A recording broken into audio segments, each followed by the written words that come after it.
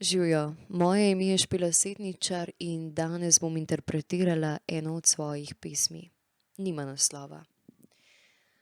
Spet grem jest v kavarno Nuk, kjer strežeta dve kuharici.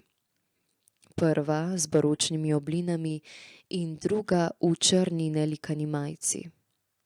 Opazujem ju skozi stensko okno, kako kadita dolge cigarete. Razmišljam o njunem intimnem življenju.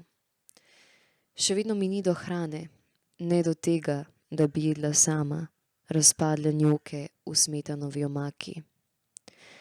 Želim si, da bi me kdo nahranil s pokrajinami kruha, mi globoko razprl usta in pljunil vanje.